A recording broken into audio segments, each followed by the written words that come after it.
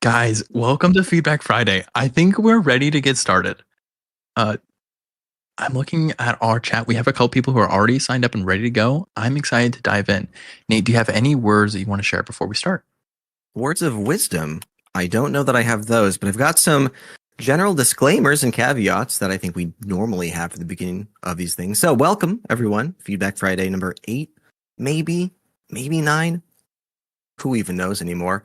Hey, we figured out live streaming. We are currently live streaming on the Design Shaped YouTube channel. If you scroll up in the chat, very top, you'll find a link to it. But the caveat there being that we are also recording and we are also live streaming. Therefore, anything that you want to present today is going to be shared with the greater world. Portfolios, not usually a big deal, but resumes tend to have a few more delicacies within them that oftentimes aren't worth sharing with the universe. So those are the disclaimers. Would love to talk about all of the above. Just bear in mind, there are some consequences. Other than that, love to see everybody showing up again. Amira, welcome back. I still haven't yet to follow up with you, but don't fret. It's on my to-do list. Anything I'm missing there, Tim? I don't think so. I think that's everything. We're ready to start. First on the list is R, who arrived very early, by the way, before I even cleared the chat, and I hope I didn't delete one of their messages. But R is first up. Hello. Hey, R. What should we call you today? You can call me Romit. Romit. Hey, Romit, will you go ahead and explain really quickly some context so we can understand a little bit about your positioning and your skills so we know what kind of feedback to give you? If you want to share a little bit about your background, anything that makes you unique and stand out, and then additionally, what your goals are and where you hope to go from here. Yes, so I have a total of 10 years of experience and in product designing, and I used to be a product manager as well as a developer, a full stack developer. So, and I've worked in different domains such as e-commerce, advertising, manufacturing, healthcare. I have worked as a 0 to 1 product designer. I have also lead like design strategies and design systems. So that's roughly about my background. However, coming to what my goal is, I've heard a lot of LinkedIn posts about that the resume or the portfolio should be noticeable within 7 seconds to estimate whether he is the right designer, he or she is the right designer or not. And that's what my first goal is, to understand whether mine is or not. Most common observation that I've gone through is my resume gets passed, but my portfolio doesn't. That's why I receive a lot of no reply emails. At the moment, like I have just made my first case study, and other case studies I've just added like just some screens to mimic what my 10 years of experience looks like. There are a couple of case studies which I haven't included. The other goal that I have to understand is most of my work is into B2B side.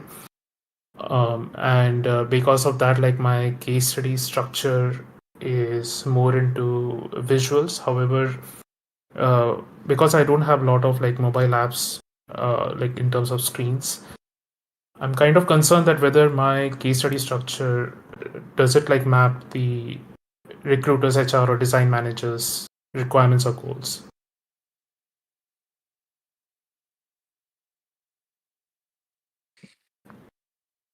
Gotcha. Okay. I might need to ask a couple clarifying questions just as we revisit some of that. Today, though, as we kind of look through that, it sounds like you, if I was going to summarize what you've said, you are someone who's coming into the job market with a ton of experience, but probably not an already built portfolio, and you are looking to test to see if that portfolio reflects your current experience and your current value, especially for the market that you're targeting. Yes. However, what I've seen is like a couple of senior designers, they show their portfolio in a way where they don't go deep dive into case studies, but they more try to show visuals so that the message is effective.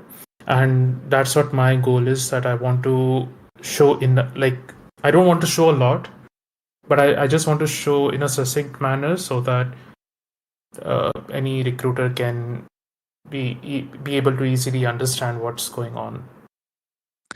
Gotcha. And did I see that you were targeting a staff level position? Yes, that's what my goal has been. I'm trying to get some ideas from other designers, whether my positioning is at that level or not.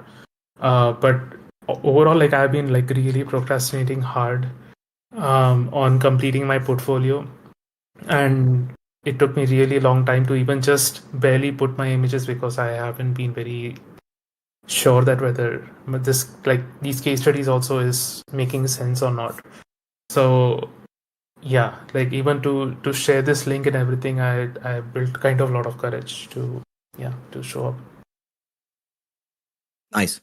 Also, very cool to hear that your resume is functional and is passing the checks, that you are getting past stage 1, which is awesome to hear. So we can just focus on portfolio stuff and see if we can solve some of that friction for you.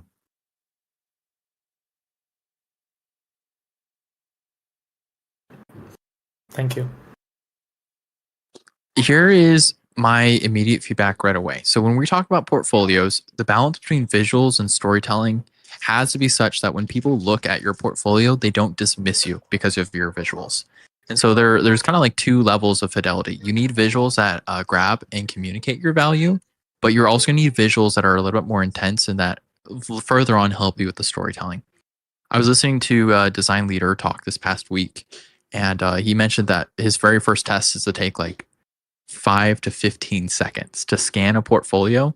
And if the visuals look good, he'll save that portfolio to look at later. Otherwise, he'll dismiss that candidate. And it's not because the jobs that this person was hiring for are visual intense, but it's just that the visual, the effectiveness that you lay your visuals out communicates something about your level of effort, your skill, your reasoning, your thinking.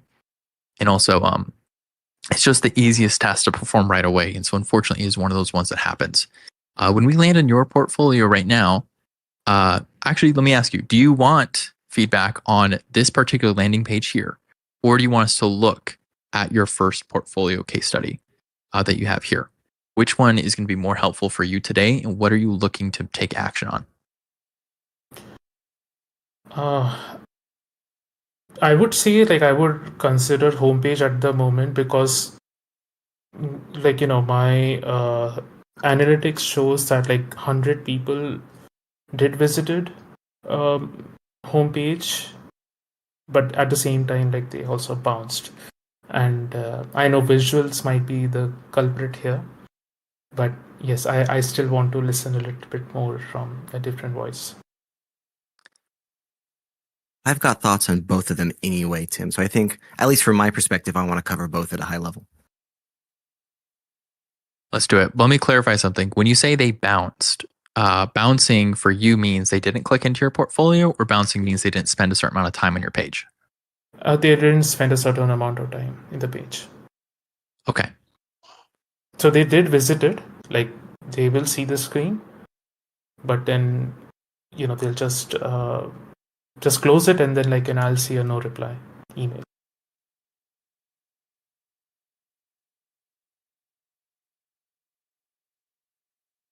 Nate, I'll pass the floor over to you first, and then I'll follow up with a chaser. Yeah, happy to talk about this. So, how do I pronounce your name again? Is it Ramit? It's Romit. Romit. Yeah, that's how it's. Yeah, Romit. Excellent.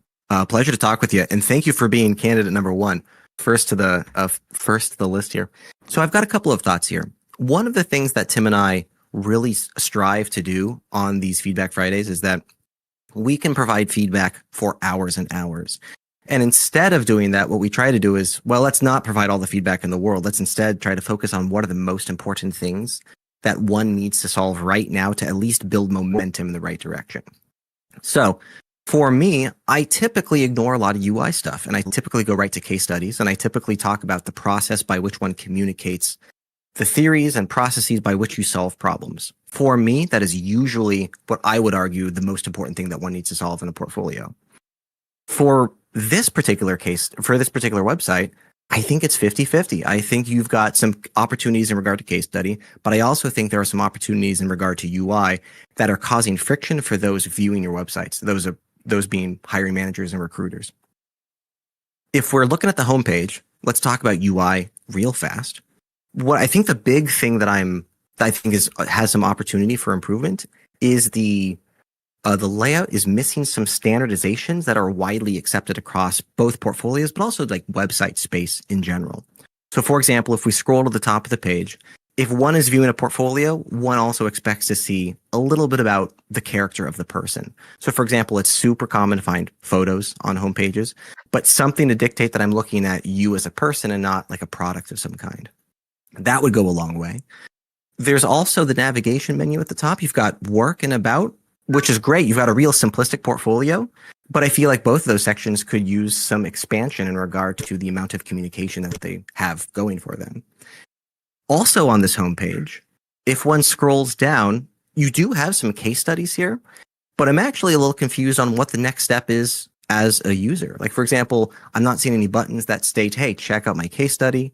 The info that Tim is currently showing at the top of the screen, in its present tense, I feel like is relevant to the screenshot below it. But if Tim scrolls down slightly, we now see that there's more info, and I'm now no longer sure if that info is for the top case study or the bottom case study. So there are, I think, some real fundamental like UI things that are real low-hanging fruit that could assist in forming your homepage to be more conversion focused, as in, I want a recruiter or a hiring manager take a look at my homepage. I want them to read my value prop at the top. I want them to look at case study number 1, and that's it. I think if you were to focus on that funnel and then measure the success of passing that stage, I think those are the two big things that you need. Let me pause there. How are you feeling about that feedback so far? Yeah, I was expecting that, to be honest, and those are really great feedbacks. This is great news, by the way, because everything I've mentioned so far is real easy stuff to resolve. So in regard to the amount of effort or your barrier of entry to making process, real low. I think you can knock those out in just a few hours. I agree. I definitely agree. I feel like even the basic organization, like I have missed that big time. So that's why like I haven't been able to effectively reflect my design and the hook of like the title. So yeah, thank you. Yeah, no, I appreciate that. I want to also talk about the case study. Before we do, Tim, how you feeling about homepage stuff? Yeah. Your homepage needs to do a thing for you. And the thing that your homepage needs to do is it should tell people enough about you that if you weren't in the room with them, they would understand who you are. And currently, when I land on this homepage, it is very plain. It's very simple. There's nothing inherently wrong with simple or minimalistic, but it is very simple. It has this here, and then it has a scaled SAS 200. I'm noticing right away this is kind of a big word block here, and you might be finding that people aren't able to actually digest this quickly when they scan, and they skip it and therefore miss a lot of the value that you're proposing here. Reorganizing this top section to separate a statement about like your name, so like how much important information you're sharing with them at once for your information density, spreading that out a little bit into more digestible, scannable bytes may improve the value capture you get right away as people get hooked into understanding what your key value is. Additionally, your webpage is not doing a lot right now to build trust, and it feels a little bit unfinished at this point, just because it does feel like it's missing some visual anchor up here. So almost all websites have some sort of visual anchor, or at least they take more intentionality. For example, you could make this a better visual anchor just by doing something that very intentionally makes this more spacious, that makes this feel a little bit more heroistic, rather than simply another section has a very similar spacing to the one right below it, where these feel almost kind of equal, and in that way, something feels kind of off visually to it. Additionally, you have no signifiers or affordances really for like what I'm doing next. You'll notice that my mouse, when I go down here, this whole container is a button, and so is this down here. But if I wasn't paying attention to the cursor, I would never know that. There's nothing that tells me to click in here, and I don't even know exactly what I'm clicking into because this is like very substandard. Now, if you wanted to do something like this where someone can have a big button, it's typically standard to do like you hover over this and something happens to the image where the image gets a little bit bigger, or maybe there is a button, as Nate was saying, like a little thing that says like go to, something that tells me if I click in this area where this click zone is, I know where I'm going to go. And I'm wondering actually if I landed on this page and I was just for the first time landing on this page, I look at this, I see this, I read it, I scroll, there's a chance that I scroll down here to the middle of the page, I can't click anywhere. I may assume that this is it. This is the whole thing. In which case, your bounce rate, as you said, is probably going to be pretty high because I get on here, I scan very quickly, and then I do nothing else because I don't think there's anything else to do. Adding something that tells a user to click in here would be very good. And then, as Nate said, you're using color right here as a differentiator for your sections, and you're using it down here not to differentiate your sections because this is, I'm assuming, one section together, even if it's two different groups in the same section of your page. So you are confusing your information hierarchy right away using color here, which is something to really be aware of. I would recommend changing this background color probably to the same color. And then you can see that this already has a more unified grouping, but then also decreasing the amount of space right in between here. So these feel a little bit closer together, or even, as I said earlier, you could also kind of increase the spacing here, kind of give yourself a little bit more white space. And then this feels less disconnected because the amount of space up here is bigger. Just some simple things for your information architecture and grouping and spreading out presenting your information in a way that's a little bit easier for someone to come on and understand exactly what they're looking at. Because your claims here, typically when we do these reviews, you should know that typically people are not including numbers. They're not including their impact. And that's not what's happening here. You are already right away telling us your impact. Your value claim is so specific that I would almost be worried that it's too specific.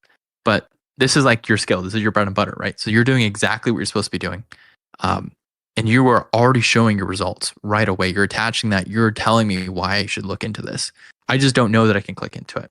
And the information I want to click into doesn't feel connected to the information I should be feeling it's connected to. I'll stop there. Does all of that track, or do you have questions about anything on there? Maybe you want to disagree or take the opposite stance on anything. No, actually, I won't disagree on anything, to be honest. I actually like minimalistic sites compared to something like really visually standing out, and yes, I completely agree. Like this portfolio right now, it doesn't go that far. It's just that like I just feel like it's taking me time to really identify like what exactly unique I can build if I want to go beyond minimalistic side. So that's my kind of struggle. So I'm just trying to steal like an artist from few of the inspirations that I see around. That has been my go-to strategy. And in terms of like my metrics, a lot of like senior or beyond, like I have seen, they don't directly showcase. Like they just focus on like one line idea of like what it is about and like showing company logo and stuff. But my idea is that okay, because again, a lot of recruiters and designers say that like they want to see impact first glance so that they can access really hard.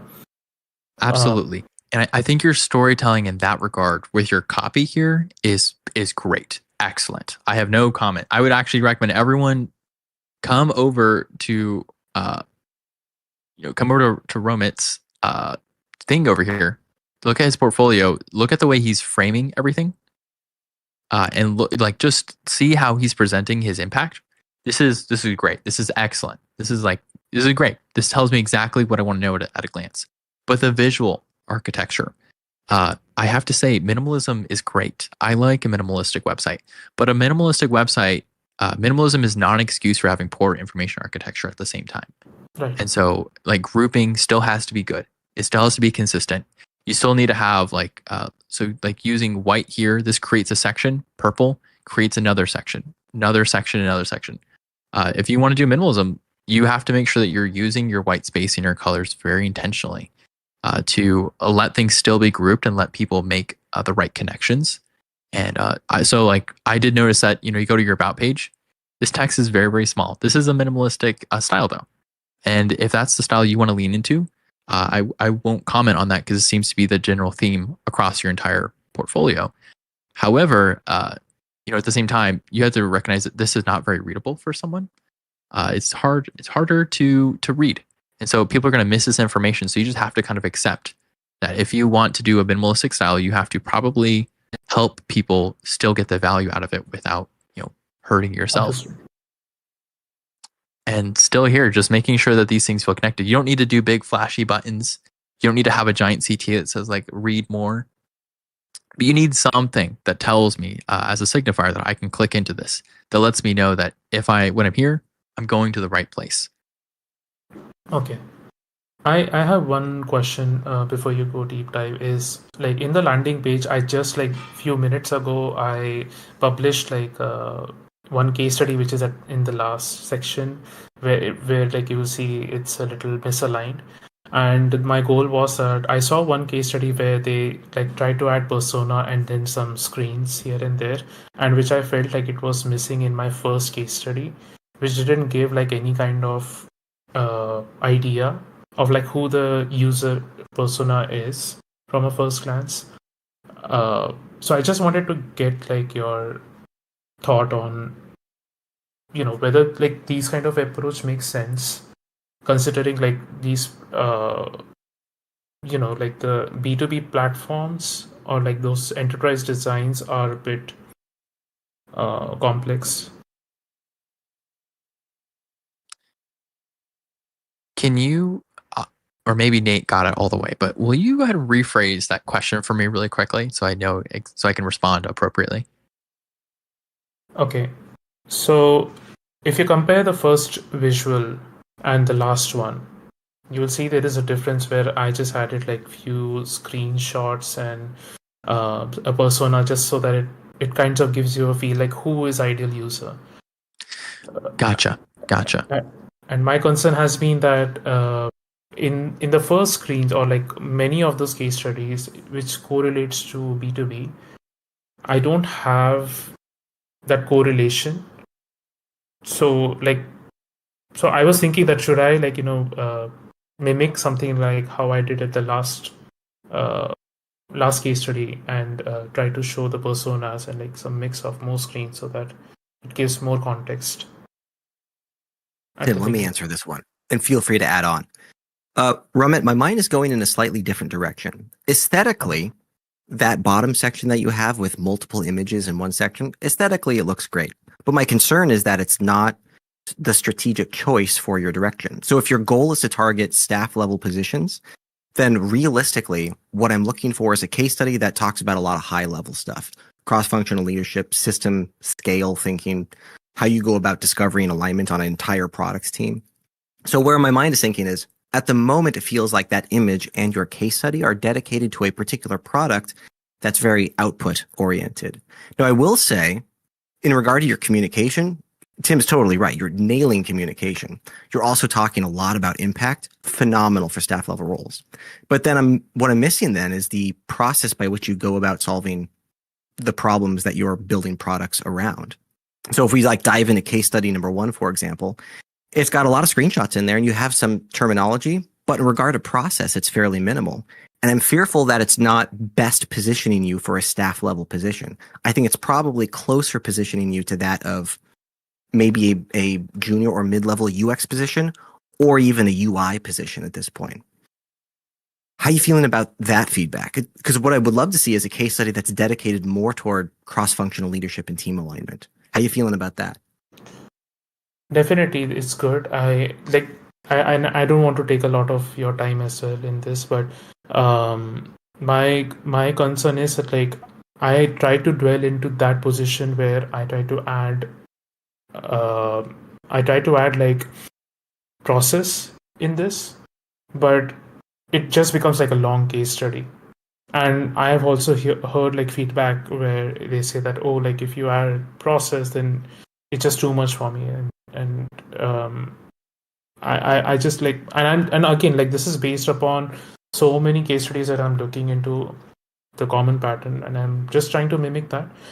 Uh, so Totally following. if you have like a balance idea on how I can show process, or is there any, I would say, portfolio that you recognize that can mimic this?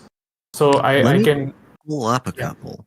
Yeah, you're stumbling But- you're stumbling into Nate's trap card here. Is that talking about the process and everything is like the bread and butter of a ton of stuff of what we talk about here.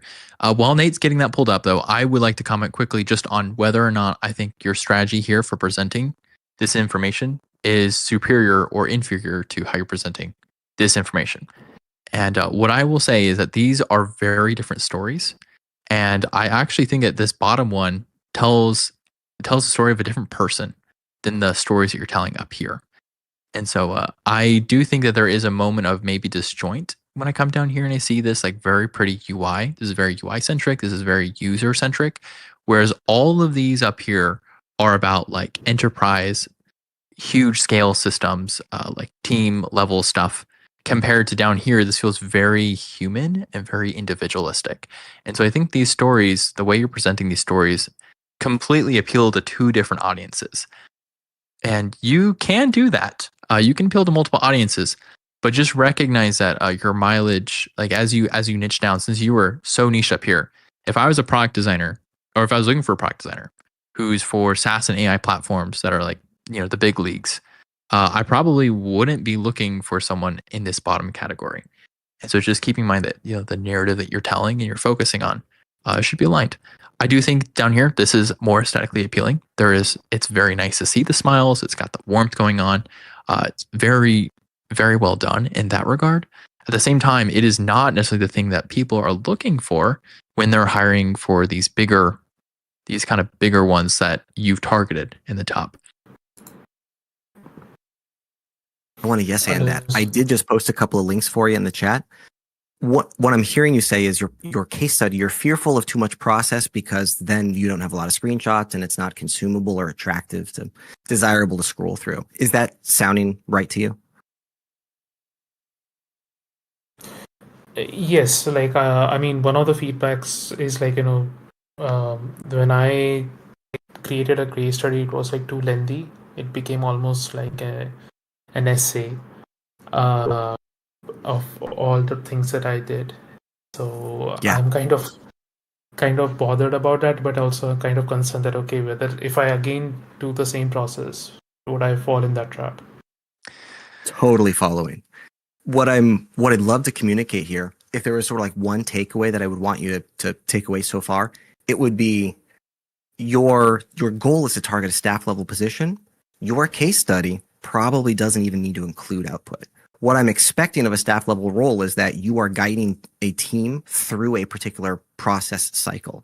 Therefore, you are not the person responsible for the output. You're just the person responsible for dictating process. Your case study should only talk about process. If you have an output, great. If you have impact, that's really the most important thing. But if you didn't have a single screenshot dedicated to the output, I do not think that would be a friction point for a staff level targeted case study.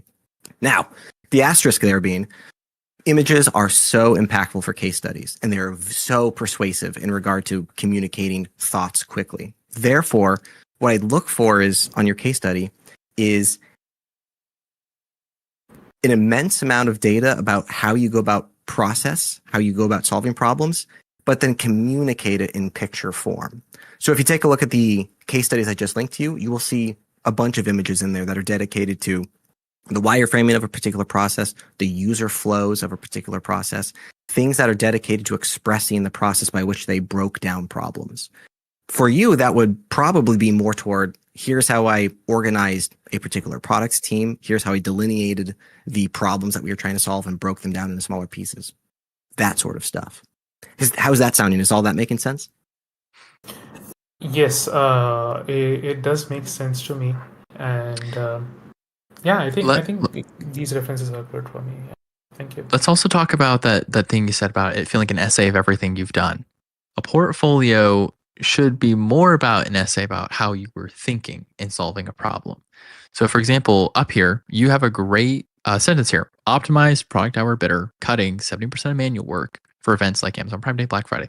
So, if I'm clicking in here, what I'm imagining is you're taking this sentence and you're just zooming out. So, if we were to say now this sentence is one paragraph, but it's all the same content, that's what I'd be expecting. And then zooming out a little bit more, like now it's a couple paragraphs. And so I'm not looking for you to talk about like the features that you built or to see like the specific screenshots of UI here. I am looking for you to talk about a story just like this, where you're saying, hey, do you have a problem? You have a solution. Here's my thought process through that. So like the problem is this. Here is how we addressed it or how I addressed it. And so kind of approaching that from that perspective, I think is more important. In fact, usually like I said, usually we have a challenge where people don't know how to talk about their impact or their outcomes or like their overall like value. And I don't think that's the case for you. You know how to talk about your value here shortly. And so just learning to talk about your value at scale then, and to toot your own horn, be proud of the work you've done and the thought process that you instigated and where your head was at as you went through this. The process of reaching the outcome is the important part. Makes sense. I have a two-part question. So if you see... We'll give you these two questions, but we will have to move on probably after your two questions. So just keep that in mind.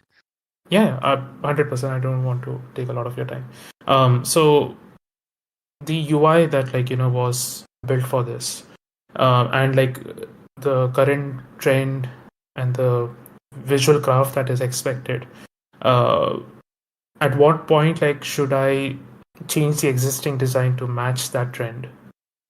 And the second part is that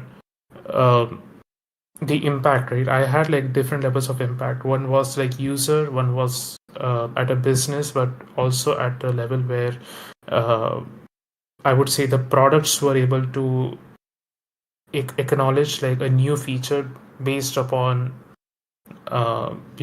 this case study. I introduced basically a new feature for them that became a gold standard. So those kind of things I'm trying to understand is, does that matter when talking in a case study?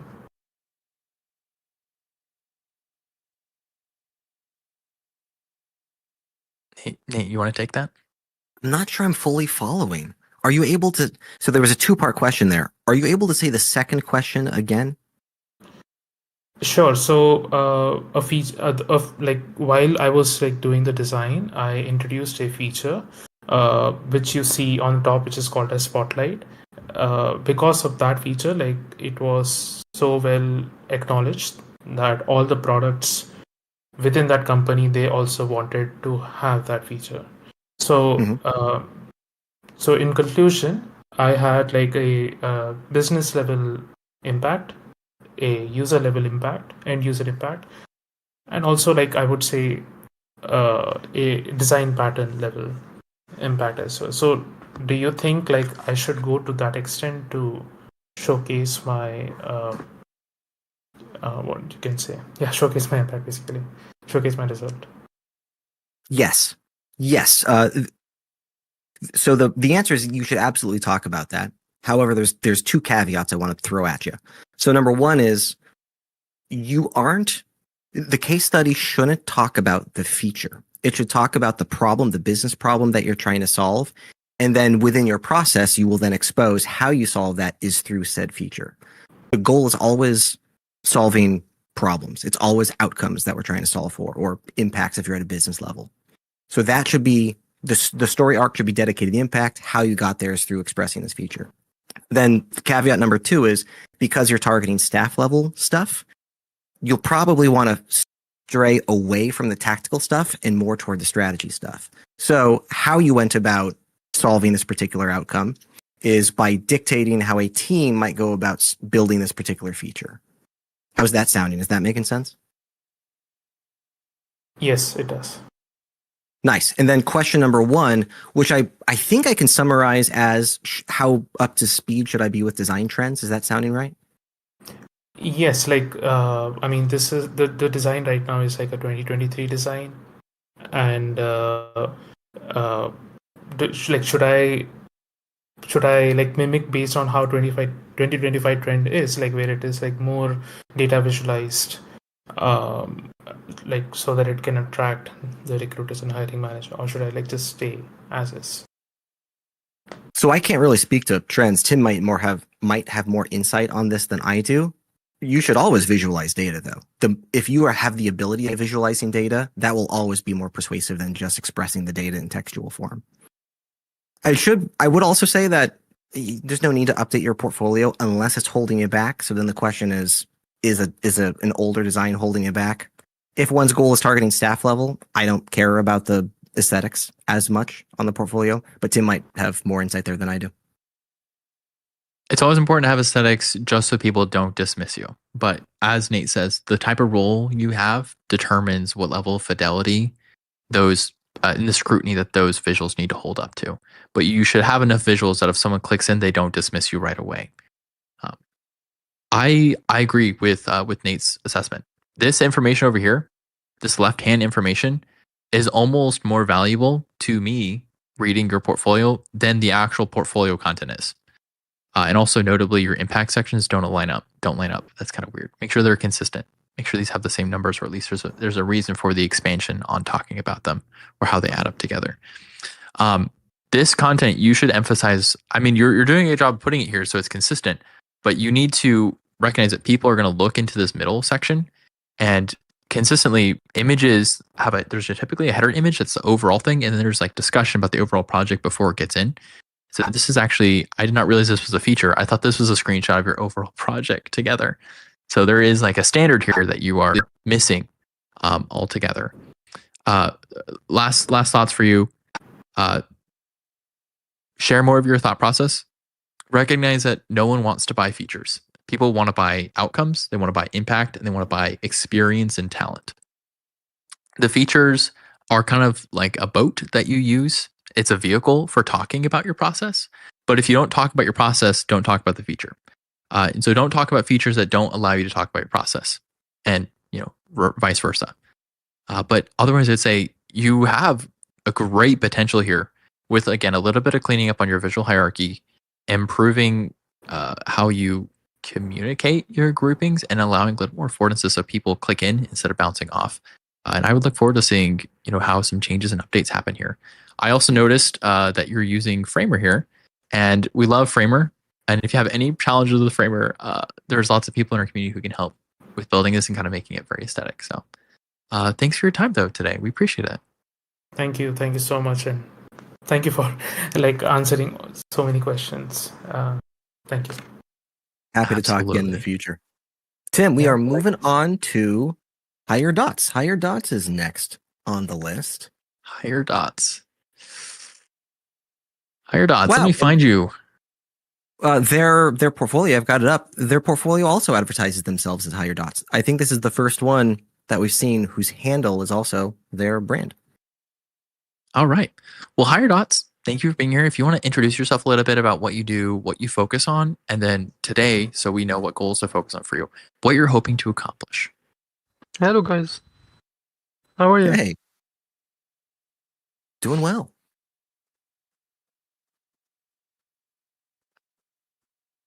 Tell us more about you and what you hope to accomplish. I'm Higher Dots.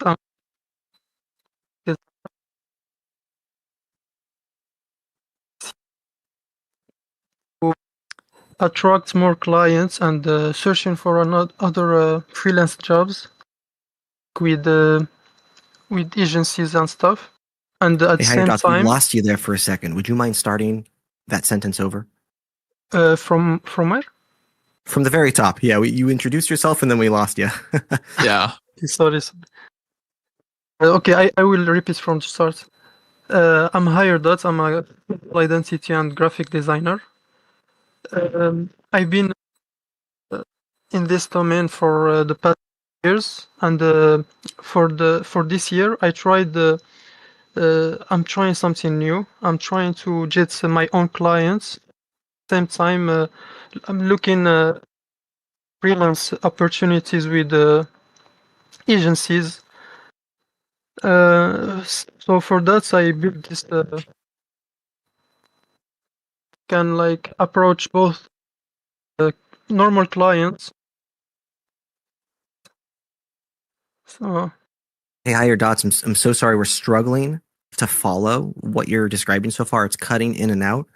But also, we may not be able to take a deep dive into this. It sounds like you have a product that you're selling. You're selling your freelance work. Is that sounding correct to you? yes, yes, it's uh, I'm, yes, and yeah, the yeah. same and at the same time, I'm trying to get Higher dots. I'm so freelance sorry. We're freelance work. missing half of what you're saying. With one of the either way, I'm hoping you're hearing me okay. One of the quandaries we have with reviewing products is that the conversations have to include things like who is your target audience, what's your business strategy, what's your branding positioning. Conversations that are too deep for these phone calls. So we won't be able to take a deep look into your product, unfortunately, on this call. Did you have a portfolio that you wanted us to take a look at? Because if not, we can always take a look at something next week. But otherwise, we'll have to hop to the next one. You still can't hear me? Hello? Hello? We hear you a little Yeah. bit. Yeah, I'll at higher dots. Sounds Now can you hear me? Tim, I think we're gonna have to scoot off to the next one. I think so. Sorry guys.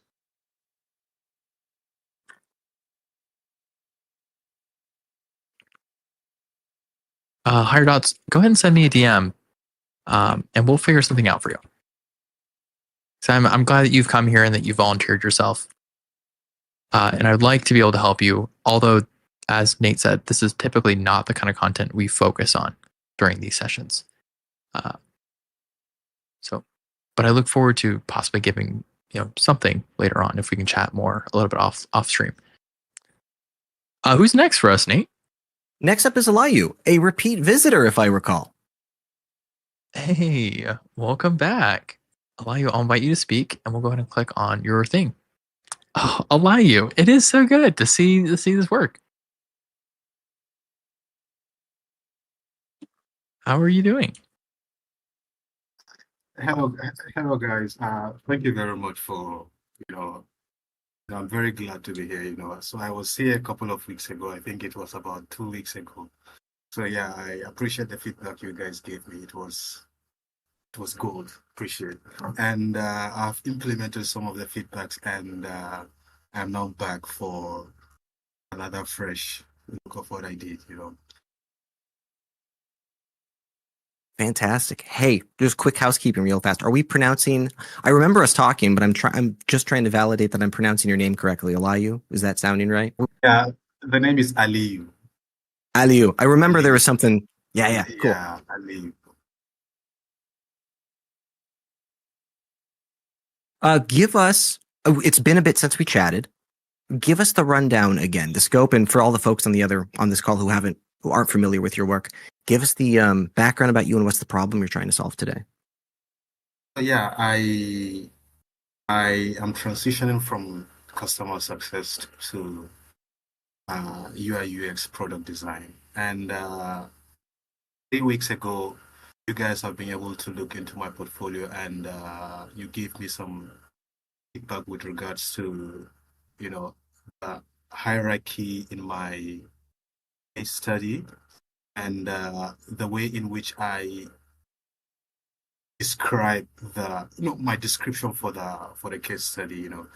It it didn't really show exactly what I'm selling. So yeah, which I've reviewed that, I've worked on it, and I also included the impact solution. I think the challenge is, from based on your review. And I did some cleanup, so I don't know if there is anything more I could do in order to improve the entire, portfolio. Nice. Okay, cool. All And right, where do you I want us? Oh, sorry. Go for it, Nate. if I recall, you were right out of university and you're targeting entry-level positions? Yeah, I just want to get my foot, in the industry and start doing something. So I'm not being picky at the moment, I'm not choosing anything. I just want to start doing something, to quickly build up some experience and everything. Yeah. Perfect.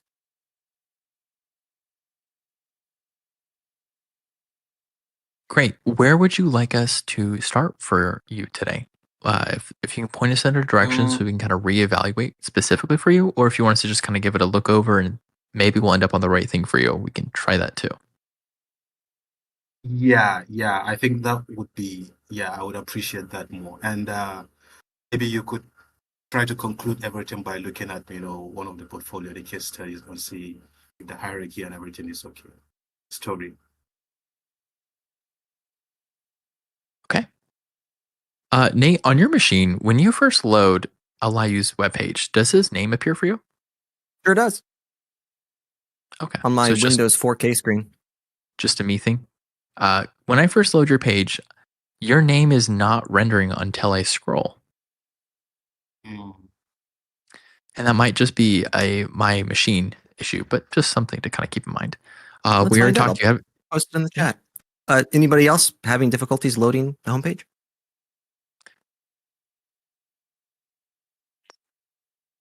Carry on, Tim. Yeah. Your introduction here is already really good. We talked about that. So I think we've sometimes had a bone to pick with this, where people will put design philosophy interspersed throughout their portfolio. It's always the thing to be kind of cautious of, that I've come here to learn about Aliyu, not necessarily to read sage design advice. And so sometimes this can end up being more noise. Tiffany, other people are reporting as well. That might be an interaction thing to just kind of watch out for. Aliyu, that if people land on your page, you probably want them to see your name right away. It could be triggered maybe by the scroll section, that this is attached to a scroll section that's not immediately loading at the top of the page. Yeah. Definitely work on it. Just watch out for that. But remember, design philosophy, it's always good to include design philosophy, but it is much better to talk about it from a personal position. And so if you can share a personal anecdote that talks about your design philosophy, that is much stronger than just a generic design philosophy statement, even if it is something we all believe and is deeply true and wholesome. And so this can end up being a little bit of noise. I was just tinkering out with this, and I've noticed that your page navigation commits a cardinal sin. That is, it goes down before it goes. So your navigation does not match the same page hierarchy. I would recommend you probably switch these. So it is your projects first, and then your about sections. That way it feels a little bit more consistent, so the user's not doing the wave going up and down. But you have some strong things in here. You are burying some of your information, though. I didn't even notice you had a design approach thing down here, which is kind of cool. This feels a little more freelance. Are you looking for freelance roles right now? Not really. I think in the previous meeting you talked a little bit about that, and you suggested I include, my social media link, which I did. So I don't know. Hey, and it works. I'll connect with you, sure. Well, I appreciate it. Thank you very much. Yeah, so this section does feel very freelancer. It is not noted on your navigation bar, so just keep in mind that if you want that to be a valuable thing, people are probably going to miss it. They're going to go to your about section, and then they may stop here. You can see you can kind of get, actually, you can scroll kind of a little bit of a ways down, and it kind of can hide itself. So just kind of watch out for that. But lo and behold, let's talk about the main feature that you said you've updated here, which is these little impact sections. Nate, have you had a chance to read these yet? No, I dove right into case study number 1. I'm so sorry. Okay, I'll do a quick one. So I noticed that you're putting numbers here. Achieved over 85% satisfaction rate by designing discrete, authentic for nature. So like I think this is already going to be stronger than, I cannot remember the exact words you had, but this is going to be stronger than a generic description of a feature. So you're talking about a user outcome, right? But you haven't talked about a business outcome. And so just keep in mind, if you compare these together, so you can say achieved business outcome by 85% rate improvement through designing a discrete, authentically culturally sensitive mental health app. And so you could take this a step further by talking about business outcomes. Now, designers are often in a position where they do not have access to business outcomes. And I still need to do a YouTube video talking all about this, but it's this challenge of where, the thing that builds my confidence when I hire someone is whether they understand the impact a design has on a business. If I'm designing to reduce, for example, churn, I want to lower churn rate or increase a satisfaction score. I'm improving my NPS. What does improving the NPS do for the business? Because you don't do it just for its own sake. And so being able to reflect that, you say like achieved user adoption and like business revenue through, or exposure, like achieving business exposure through 85% NPS score satisfaction increase, right? So doing that kind of thing, including those business outcomes, reflecting that you're aware of the actual value, one will make you way better at talking with people, because you can sell any design if you know how to talk about yourself and why it's valuable for a business. If you say, hey, designers can improve business revenue 25%, that's like bonkers great. But if you just say, hey, designers are great at improving NPS scores, if I don't know the importance of an NPS score, like my argument is so much weaker. So that is a thing to watch out for. However, including even numbers that demonstrate measurement is an improvement from not talking about it. So I would say this is probably an upgrade from where you have been. So great work with that. Yeah. I would probably rearrange this particular sentence though to lead with your numbers. You want to be consistent, right? So this one is achieved this by doing a thing. And then you have achieved this, you've kind of buried it just a tiny bit. I would move it back up to up here. So I'd move it so it's a little more consistent just between them all. Any questions on that before we dive into Nate's overview for your case study? Look, I think I've gotten, the feedback, and I will definitely work on it. Yeah, thank you very much.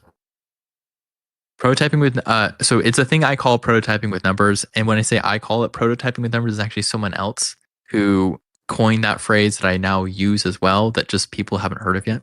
Prototyping with numbers is an experiment though, where you are able to predict or prototype with numbers, basically predict the impact and outcome of designs and like their effectiveness. And so when people do not actually know, like say, I don't know if this is, but say this is just a personal project that you've done. You probably have made no revenue on this, right? So you probably have no business model. You probably have no like CEO. If this is a personal project, you just don't have those numbers, and you still need a way to talk about it. And so if you can then say, hey, I'm going to prototype with numbers. If there was an app that was similar to the app that I just designed, and let's say we're just going to pretend it's Headspace, because Headspace, I think most people have heard of Headspace. But if you were to say Headspace has an improvement in 85% satisfaction rate, what would be the business outcome for Headspace? And then you can look and kind of compare and kind of make some prototypes and some predictions and some business math. And you can start to say like, hey, well, this probably would have had this outcome. And so you can rephrase to say like achieving this business outcome, which would have happened to Headspace, and we can scale that for your own app by doing this thing here.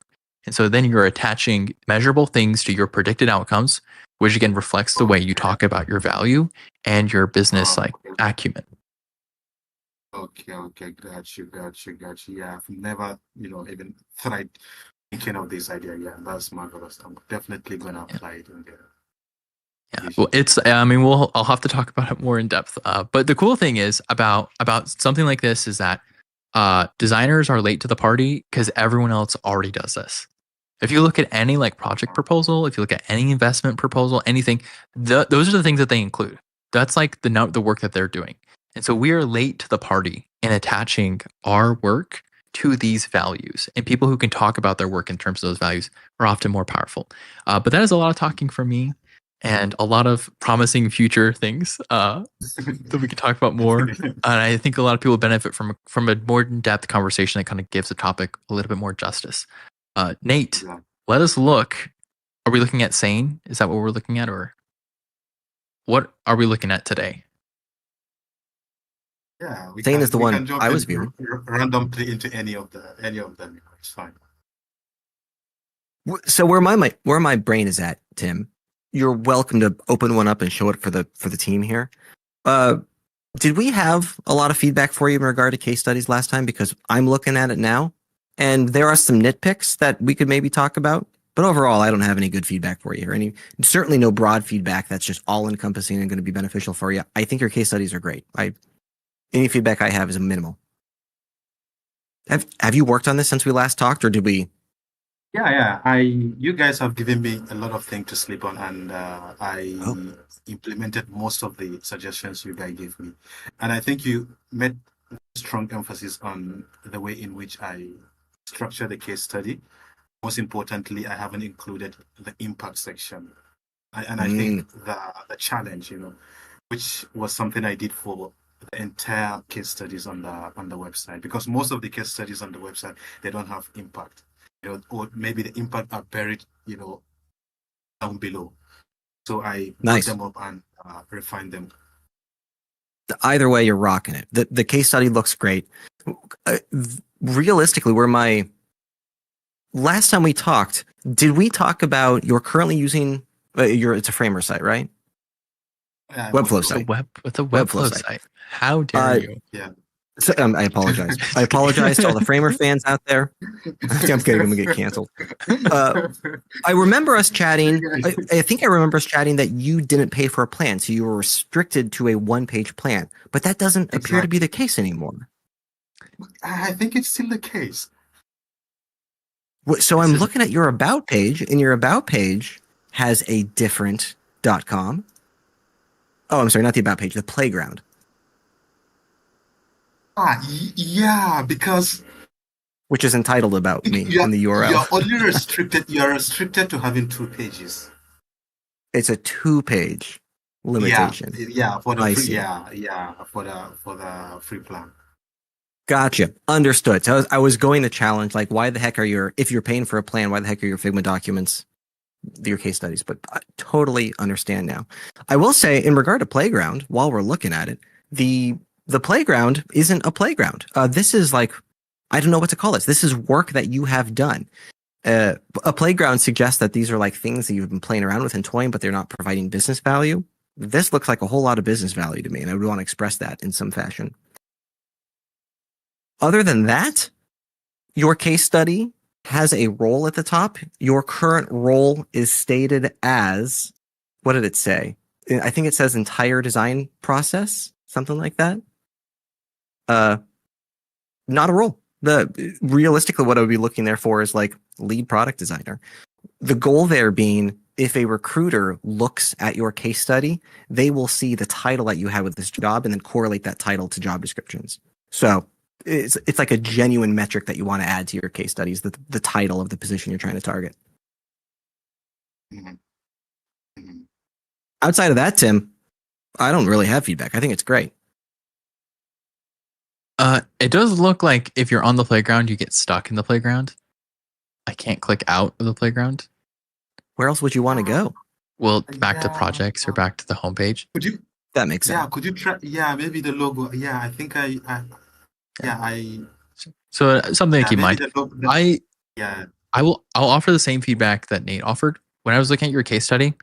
It is in Figma, but if we're assuming that's not a constraint, this is a very well crafted study. You are outlining things very clearly. You're being very direct and very methodical. I appreciate your storytelling. Maybe there's some room for consistency. A couple things, break the norm here and there, but sometimes breaking the pattern is fine. But I'm finding that I understand where you're going with it, and that the information you're presenting to me is a very good ratio between text to imagery. And so it is not boring. It is not overly exhaustive, and it shows a process and a thought like a thought pattern. And so I think this is a very good, very well built case study. And so if this is something you've improved, great improvements. Thank you very much. Appreciate it. I'll comment. This will be my last thing, and then we have to finish. If you do a playground section, make sure that your playground section breaks the norm about what else you're showing. So if you're going to separate like your projects from your playground, you'll want them to look different and be like distinct parts of you. Otherwise, you're going to want to put these over on projects as well.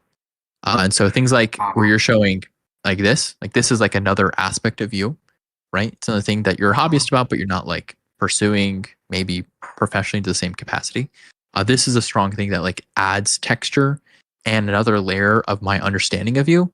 Whereas currently, if I'm looking at your projects and I'm like, oh yeah, this guy does a lot of digital design and digital work, and I go to Playground, and it's like more digital design, more digital work, and like, oh, this person is not really that deep. There's not that much happening for them. I am now noticing that in the Playground, the first image is a link and it goes somewhere. The rest of them, just the first one, as far as I can tell, the rest of them don't link anywhere. I don't know if that was intentional. I think I forgot to add the link for the subsequent one. Yeah.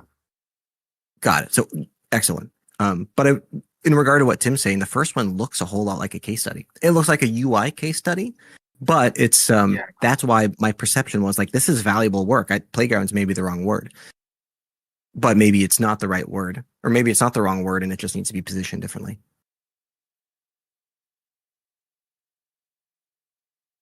Aliyu, kind of a brief chat. How you feeling in regard to actionables? I don't know that we gave you a whole lot, but you're kind of killing it.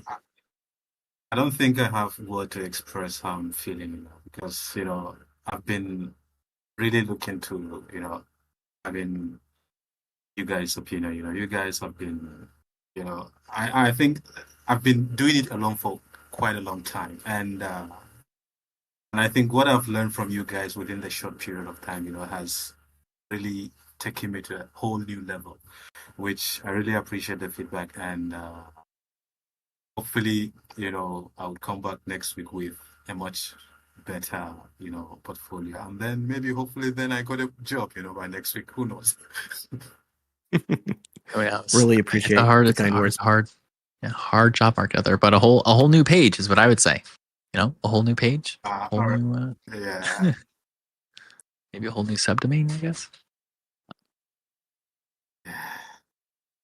There is, Mishmash, a lady here in the chat, she was saying something about learning, programming and everything, I think I should learn programming in order to also create my portfolio on my own instead of relying on paying, Webflow, lots of money. Why not design and program my portfolio myself? Maybe that's what I'm going to do, start learning programming. There is so much to say on that topic. It is such a can of worms that I cannot offer comment on that at this time. But I would say if you're good at something, lean into what you're good at. And don't be afraid to learn new things that help tell the story about what you're good at. But, when the boat's going to get rocked. And that's okay. It's okay when the boat gets rocked. Know that the boat will not always be rocking. Let's, Aliyu, so good to chat with you today. We do need to move to our next person. But I look forward to chatting with you again in the future. Yeah, thank you very much. Hopefully next week I'll come back with my resume, with my CV resume and everything. So thank you very much. Nice. That's great. Cool. Nate. Next up, we're looking at Tiffany. Talk about another repeat visitor. It looks like we're looking at a resume, Tiffany's resume today. Let me get it open. There I am. Hello. Hello. How are you? I'm good. Another round of hit me with the feedback. Your first word in your resume says my name in it. How cool is that?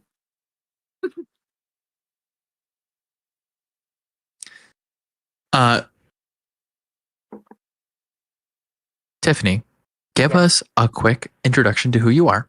Tell us a little bit about your focus, your industry, and then what you're hoping this resume can accomplish for you. I am a newer graduate in October of last year, breaking out into UX design. I started out as graphic design, and then I liked the UX aspect of it, and so I switched my concentration to include that. And I'm just hoping to get a more permanent role versus contract jobs. Okay. And this resume, is this the resume you'd use on a job application that you'd send to a recruiter, put in a cold call email? Yes. Okay. For purposes of the live, I did take my contact information out. That was on my list. Yeah. Okay, cool. Good preparation. No contacts. It's like maybe the worst wording to use in a resume title of like, my name, resume, do not contact me. But like, but totally understand the segmentation there and very, very smart, very good. No, I Immediate quickly left file. edited that while I was waiting. Okay, very cool. All right, Tiffany, have you done any like resume building programs in the past? When you built this, you use a template. Have you read up on like portfolio craft or resume crafting, anything like that before? I have looked at various like ATS feedback things and have taken it to heart because I know those aren't always the best. And I have used previous who was it? Was it Grace or maybe somebody else was commenting about how we don't like to do the columns for resumes because ATS has a hard time deciphering the information in that. So I've put it all down into one column and tried the best that I could. Yes, only one column to comment more on later. I would Okay. prefer 2 columns, but So I think Nate, I'm gonna hand Nate over for resume stuff. Hand over to Nate. But Nate, if you want me to introduce some stuff and then you can yes and that, I think we'll be on pretty much the same page. Okay. I lost my web browser. There this she is be. also was quickly redone after I heard you explain that resumes should have the why, how, what instead of the what, how, why. Oh, that is sure. So we've certainly talked about that in the past. I don't want to say that that's a global tactic. That's like it's not something you should or have to do on all of them, but is a good tactic to use. It's resume. It's Nate's guide to the 100x resume is to rearrange the simple sentence. Let's see here. Tiffany, I'm looking at a resume. Oh, go ahead, Tim. You have thoughts? I was just gonna say, as you were scanning, I can provide a little bit of some minor thoughts, Go for it. So as I'm scanning through this, Tiffany, the most important creature you need to design your resume for is undoubtedly the gods that are robots that read resumes. And assuming that you have checked this through an ATS system and you are familiar and you're okay with the output of it, you've at least crossed the very first beast. And that's the first one. I am still seeing sections though where you have these listed out as columns. Columns like this are they're just not good at your space, like the amount of space that they take up, and they also they make it harder for ATS machines. You see, if an ATS machine reads this, there's a chance they might include a bullet and set by each of these. You can instead just put one long paragraph that's just these words with commas. And to the ATS machine, that's adequate. So you're really, anytime you use columns like this, you're designing for human eyes. And I'm not sure that human eyes will ever want to spend time lingering here or will value necessarily the content in this section here. So something to keep in mind, you might also be able to fit more information. You have it as one page, which is a strong place to be, strong position, one page. You can even do 2 pages. I'm just a big person on don't have empty space on your resume. So if you do 2 pages, it better be 2 full pages. Or if you're doing 1 page, it better be 1 lean full page. And I see that you have accomplished that there. You are using some columns here and here. And I would recommend probably addressing those columns. Don't use columns. Gotcha. Let's talk about ATSs at a high level real fast. While we're doing that, Tim, go ahead and do a copy and paste test and paste that into whatever max version of Notepad is. There's something I want to point out as we talk about ATSs. So for Tiffany and all the folks on the call, well, an ATS stands for Applicant Tracking System. And most folk, if you read through Reddit or any of the latest UX methodologies on how to bypass ATSs, note that most folks are referring to the machine parsing portions of ATSs, but ATSs are actually much larger than that. So every time you apply for an organization, you will go through an ATS almost all of the time. Smaller organizations may not have them, but an ATS at a high level is just the application that allows management of relationships for those who apply through their system. So every organization, for the most part, uses an ATS. Now, all ATSs have different feature sets and different capability. So then the question is, well, how much of the ATS is used for parsing data or filtering candidates? The larger the organization, the more likely they are utilizing some of that auto filtration services built in. All of that said, there are a bunch of different ATSs out there. Every organization uses them differently. Every organization has different priorities by which the feature sets of the ATS are designed to work around. So not all ATSs are equal. So that's the high level of ATSs. If anybody has any questions about that, post them in the chat. Happy to dive deeper into that. So Tiffany, now the question is, well, if you're designing a resume for an ATS, how does one utilize this black box of data consumption to build it with the ATS in mind? And one of the things, there's a whole bunch of things we can talk about in regard to that. Tim, head over to that notepad that you just pasted in there. So we're doing a copy and paste test. And in general, this is closer to what an ATS reads when they parse your resume. For the most part, your resume is consumable in the sense that the content is legible and readable and is parsable. What's interesting is your resume, and this is why we talk about multiple columns, the order of information has changed. So you might find that your summary is on the very bottom of this list, and the title of summary is even below the summary itself. So now the quandary is, if you're using this resume for ATSs, if you're utilizing ATS, if you're using this for an ATS, the information that's parsed may not be as easily parsable or in the correct order, or may not even be parsed at all. Let me pause there. How's that sounding so far? Yes. Cool. I see Amira's in the chat. Amira is on the HR side of things and utilizes ATSs. So if anybody in the chat here has deeper ATS questions, Amira might actually be the better person to speak with. Watch Amira's chat get blown away here. Cool. So those are the quandaries that we're having to work around. The more columns there are, the more complex the resume is, the more risk one has with an ATS. And Amira will tell you, the features in ATSs get ridiculously advanced. As in, if someone applies for a job and there are 800 candidates, well, we have to find a way to narrow it down to the best results. And a lot of those filtrations include things like, if you have a font size that's too small, the objective there being to rule out people who are keyword stuffing, like you have a 1 point size font, just rule them out. But then there are also things like, if you don't have a location on your resume, then just rule those out too, because we don't want to risk talking about relocation negotiation. So all that to say, ATSs are a handful. It's a lot of stuff. And now we're just trying to do our best to work with them, not against them. Whew. I feel like I need to find a way to summarize that spiel more concretely in the future. Let's talk about the details of your resume itself now. So you've got at the very top a summary section. And actually, Amira, if you're open to it, I'd love to get your feedback on this too. So I have reached out to some hiring managers and some HR folk who parse through and read through resumes. And I asked them, hey, how do you feel about summaries? Do you find value in them? And their consensus has more or less been, they are not helpful the vast majority of the time because they dive into subjectivity real fast. So if we take a look at your summary, you say passionate about creating inclusive, user-friendly experiences that connect people with technology, and on. The consequence there being, you can take that section, copy and paste it on somebody else's resume, somebody else in the UX space. Still kind of makes sense.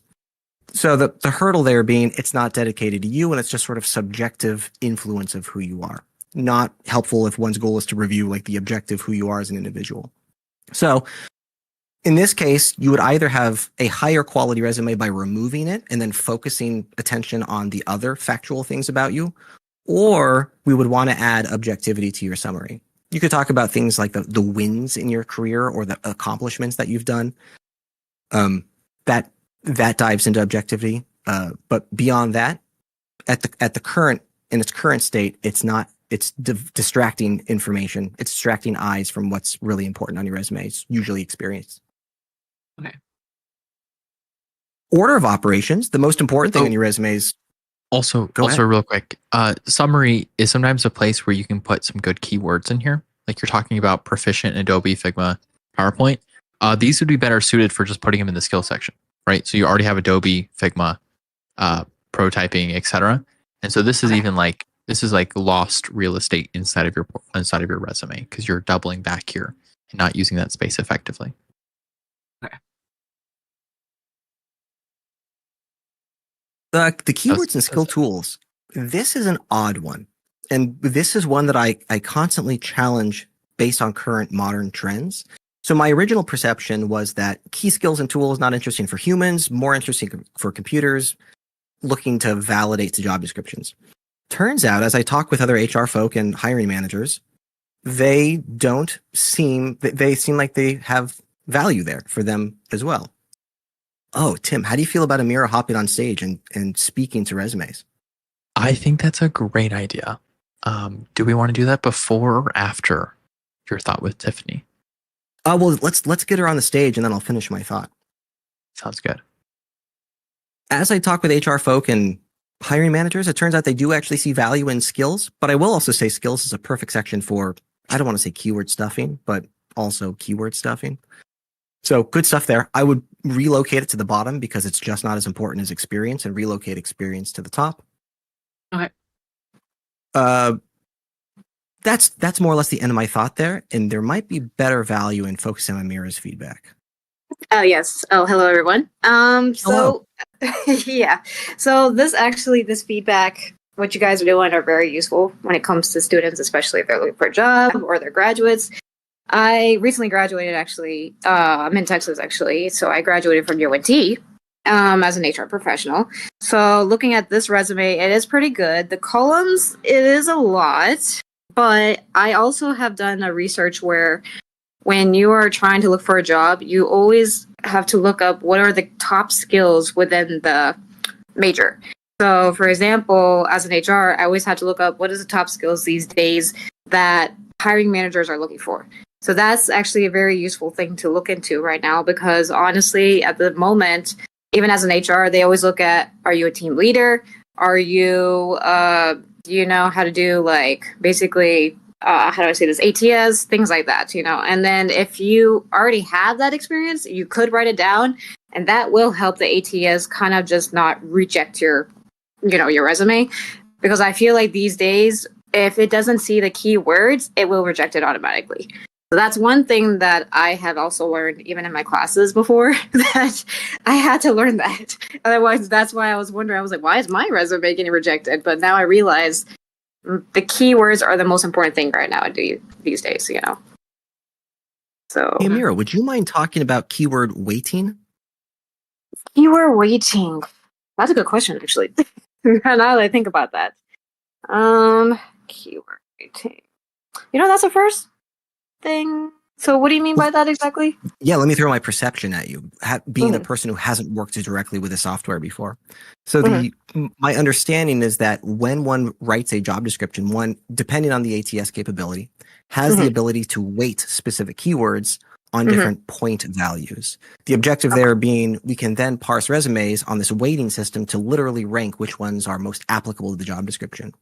How do you feel about that? Any experiences with that in your past? So my thoughts on that, about the waiting part, I feel like, honestly, and that's another thing that I have noticed, that these days everything is about a competition. Who has the most experience, things like that. And a lot of people that I have known, even in my life, some people have so much experience to where they still get rejected. It's like, I'm not exactly sure what is going on with the system these days, but it's more like they pick I have noticed this in some jobs, they will pick the amateurs rather than the professionals. And even to me, for example, I have gotten rejected to it, even though I have like almost a lot more experience in HR, and I'm like, why am I getting rejected? You know, but people who are starting out will actually get hired more than the most experienced people. And I feel like the waiting period for the keyword thing, I mean, I'm not really for that. It really just depends on, I don't know. It's just these days, it's just unfair. Right now, the job market is so bad to where it's just, you know, there's nothing you can really do. So it's, yeah. But I was thinking of showing my resume because I have an example of my resume where it has been accepted, and a lot of jobs so far have like, okay, I like your resume the way it's outlined. I also been taught that in a class where we went over resumes and how to put it in a format where it will be accepted, I guess. So I love that thought a lot. Tim, one of the things where we're debating behind the screens, Amira, is that we can certainly talk about that now, but we could also spend a lot more time talking about if we plan an event dedicated around it. Tim, I'm contemplating if we should dive into that now or if we should do something more formal. or we could do it later. I mean, I don't mind. Are you going to be here next week? Am I going to be here next week? Yes. I'm wondering if you let's reach out to you, but I'm actually wondering if we could do maybe a showcase, a little bit more planned. That way, we'll try to collect some questions about resumes, and we can pose them all to you, and we can pick your brain for next Friday morning. I don't mind that. Sure. Very cool. If you do want to post your resume in the meantime, though, I'm sure people would love to take a look at it. Sure. But just in the interest of time, making sure we're able to cover a few more reviews for people today. Okay, yeah, that's perfect. Very cool. Would you mind hanging out with us until we conclude the resume? Yeah, of course. Nice. Okay.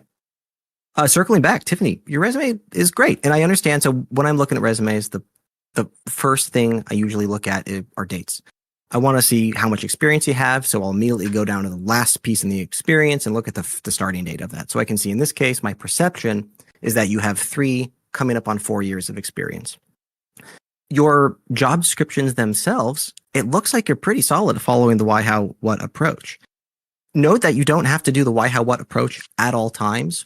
What I really attempt to enforce is that what I'd love to see in bullet point form is that the most impressive thing in that bullet point is expressed first. Therefore, if one is skimming through it, you always see the most impressive thing first.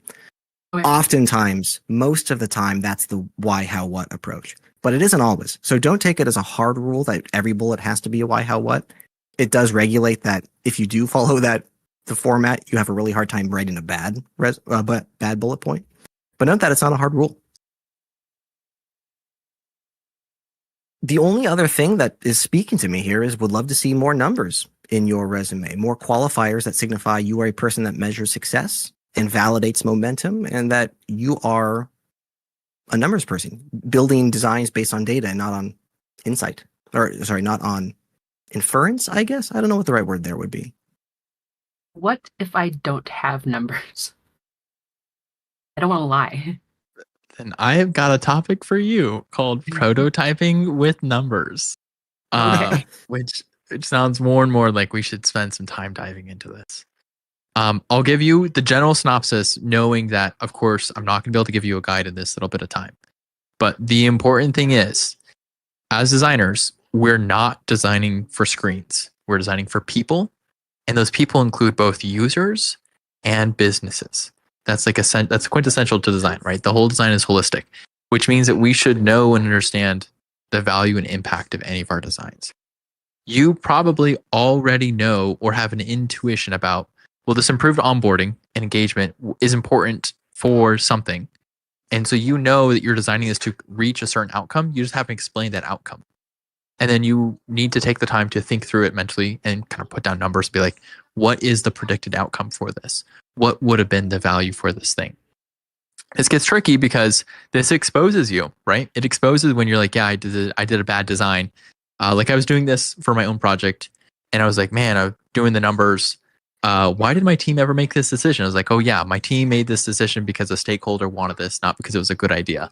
And now I'm like stuck in a position of like, yeah, I can't really put a number on this because the numbers are really bad. We should never have done that, but we did it anyways. And so there's like a sense of being vulnerable when you put numbers on things. But you've got to do it. You've just got to do it. You've got to show the proof that you're not just someone who builds a UI. You are someone who is intentionally making certain decisions and building things that reach a tangible real world outcome, because that's the valuable part of what you do. That's where you like start to see people get really impacted by it, where you see things really take off.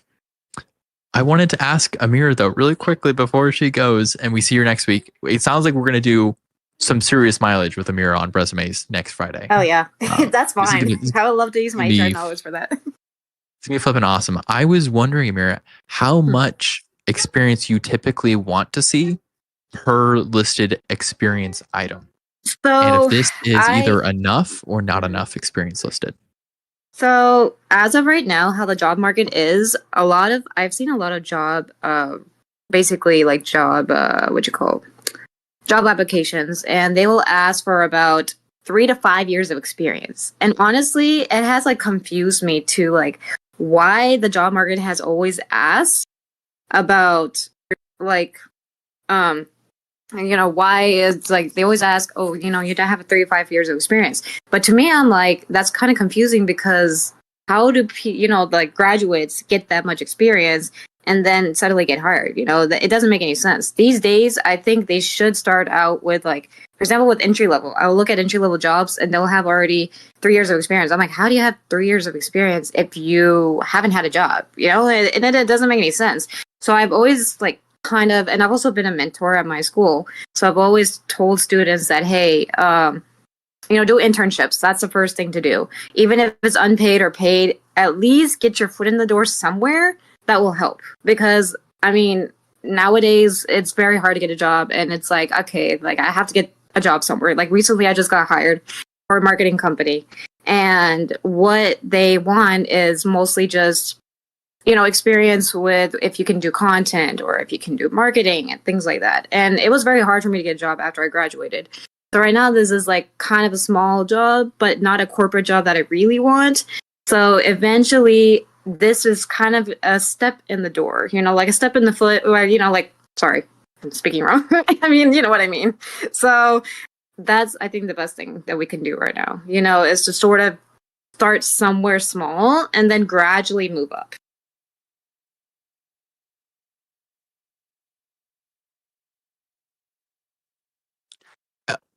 Ditto. Guys, I know it is so hard to find some of these internships. That's what I'm looking at in the comments right now. So it's hard to find internships. It's hard to communicate that. We will do, maybe in our resume session, we'll also talk about how to reframe past experience, or even some strategies for kind of noting that on your resume, how to tell a story about the work you've done.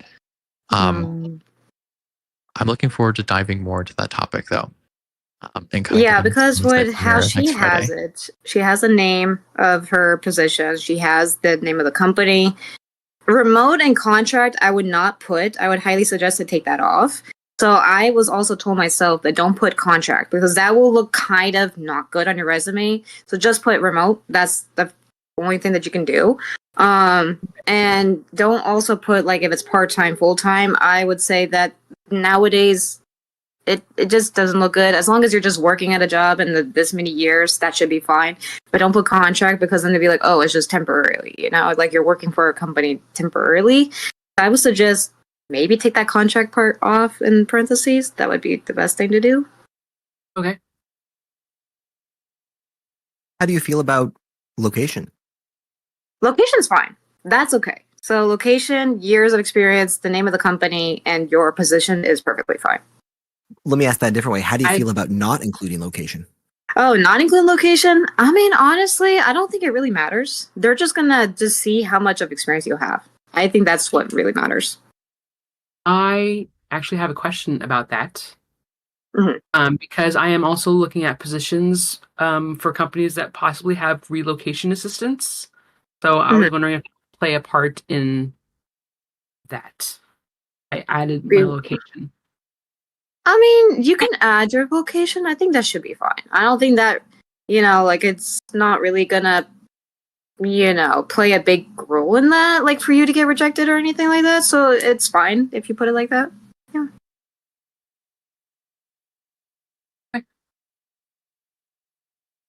currently I don't actually have it on there. I will say so this is where we start to get into the world of how many resumes is enough resumes. Yeah. Because Tiffany, you wouldn't want to be in a position where you put your location and you're disqualified because of your location, but you have the Actually, right yeah, skill. that's actually true. I don't even put myself as a U.S. citizen or anything like that either, because like nowadays it's like people these days are very picky on who they pick, and I hate it when they're like, oh, you're from the U.S. UK, for example, like Canada. You want to work for Canada? Canada's actually not going to hire U.S. citizens unless you have like a hiring visa from them, like a work visa. And I've tried that before as a U.S. citizen, and they're like, yeah, we can't hire you because you don't have a working visa in Canada. So I'm like, damn. So honestly, it is a kind of a 50-50, like honestly on that part. So Okay. You could, though, theoretically, make multiple resumes. And you could make a True. resume with your name and the location of each place you want to work. So you could say Tiffany, UX designer in Minnesota because you want to move to Minnesota, or in New York because you want to move to New York. true. You could also include that in your keywords that might help you on SEO stuff. But Tiffany, I hope we've given you some good feedback here. We have to, for time's sake, move to another review. Oh, yes. Are you Thank okay so with much. the feedback that we've given you so far? Yes, for sure. And I am working on it right now as we were talking. So, Also, I also was noticing that there was a GPA on there. I'm not sure for you guys' field if that's really important, but as an HR myself, I don't think it is either. They don't ask for GPAs anymore. So, I actually have seen job postings where that was a requirement to have a certain GPA. I have seen it a couple of times on Workday, mhm. and everyone out there, you should just put 4. You know what? Yeah, Put that's a good 10. idea. Just put 10. 10. Because one, that's like really hard to validate anyways, and they have like that's so meaningless. It's so like wildly meaningless. There's no reason for that to. I don't even think that'd be legally binding. This is another thing. This is my last thing saying.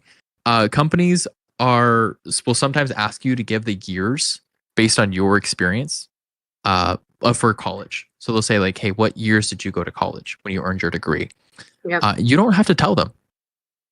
Don't tell them. You don't have to tell them. Don't tell them. It's like they're not allowed to ask for your age when you apply to jobs. That's And some actually people true. they'll try to estimate. They'll try to estimate how old you are based on the years you went to college, and they may disqualify you secretly, which is illegal, based on the age that they think you are. And as part of that, don't tell them what years you went to college if you don't have to. Some forms may require you to put in those years, and don't lie, but you also don't have to tell them what years you went to college. Tiffany, it's been really good to see you. I look forward to maybe seeing you next week or the future weeks as you continue to work on this and make progress. Yes, thank I you will so be much here for your again insight on today. Friday. And I like being here to show the progression of my the feedback you have given me. Sounds great. Amira, thanks so much for hanging out with us. So excited to talk with you more in the future. Oh, Amira got booted off too. Oh, no. I'm Goodbye. sorry. I was just clearing stage. No, that was Tim. That wasn't me. Next on the list, we've got John the Brazen is next, and boy, is it a portfolio to look at, Tim. I'm scrolling frantically to find him. I found him in the chat. Got him. Where up is he? Oh, there he goes.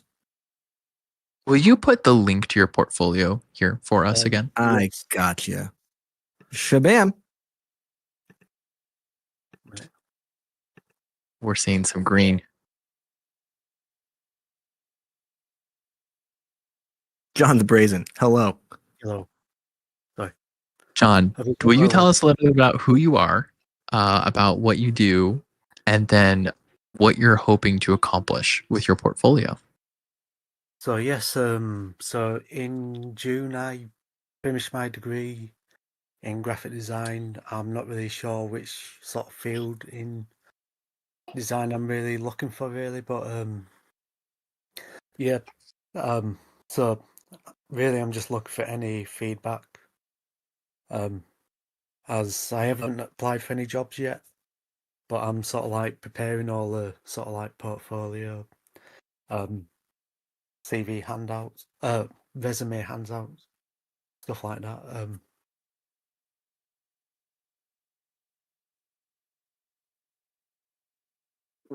What position were you looking to target? Do you know? That's the thing, really. It's like I haven't really figured it out, so I'm probably more motion and 3D design currently, I think. But I have done sort of illustration and print stuff as well. So Nice. Okay. Tim, we've really talked about. where I'm so someone sorry I like cut you off. pushes me in one direction.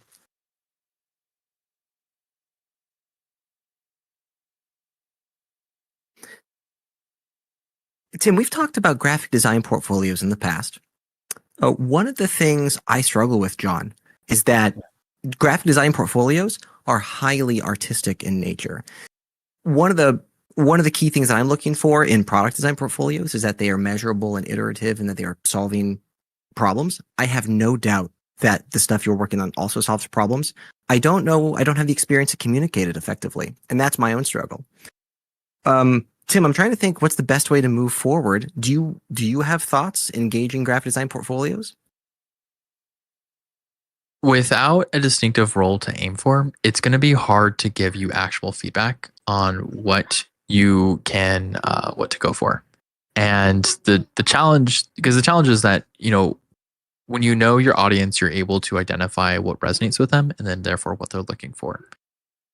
Going for graphic design, there's so many different facets of graphic design, and I don't know much about the 3D graphic design market specifically, so I'm even less qualified. That's really the thing, is I'm not qualified to really speak too much to this industry.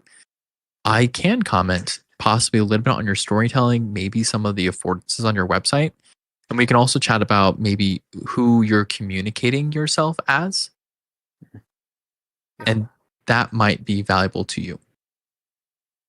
Okay, great. I think I also have been disconnected from my screen share. I'm not sure if that's true or not. Oh, what the heck? Yeah.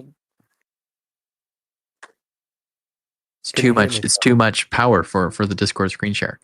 I'll say right away. Go ahead and take over for a quick sec. Sure. I'll comment on that your positioning, your immediate storytelling right at the onset. Really strong choice to have that slow load in for your thing. You make it an experience. It is an experience to arrive on your website, and it feels like I'm going somewhere, and I've arrived at your name, at you. And there is a very strong, bold personality being put here. However, it's very much positioning as like a freelancer or like an individual kind of person on this. And so I guess I'm curious if you're looking for a full-time role or if you are looking for freelance short-term contract roles. I guess I wouldn't really be in a position to consider freelance, I don't think, as I think you probably want at least some industry experience, otherwise there's things.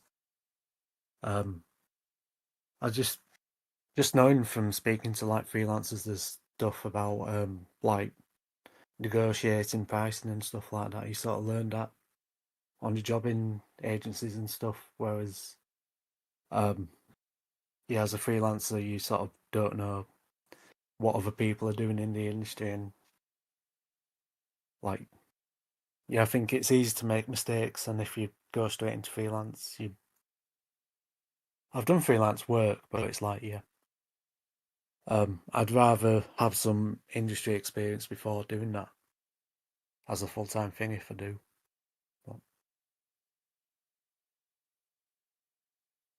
I could go both ways in this. There's kind of one framework, one view of looking at freelance versus full-time is when you're a full-time employee, you have one boss, and that one boss controls a lot of your life. When you go freelance, you have many bosses, which means that if one boss decides to fire you or let you go, you're okay because you have other bosses, and therefore there is like a little bit more freedom that you can have in the freelance world. It does take a level of confidence and communication, and it's not for everyone, but just in case anyone wants to say that freelance is worse than full-time or vice versa, there's an argument to be made for both ways there. And both are doable, even still in today's market. If you're going for a full-time role though, John,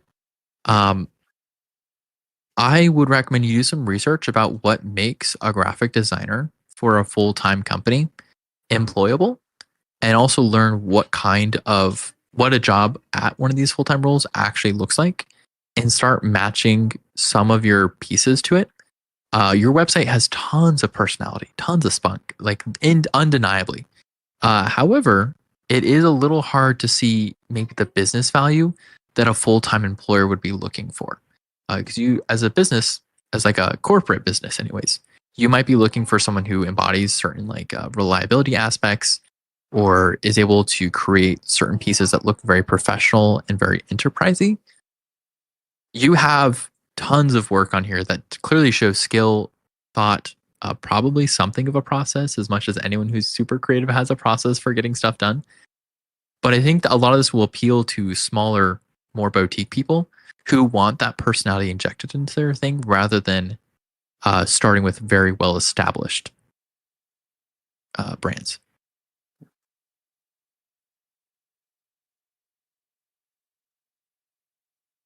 John, I got a question for you. We're looking at a project here, the Saltaire typeface.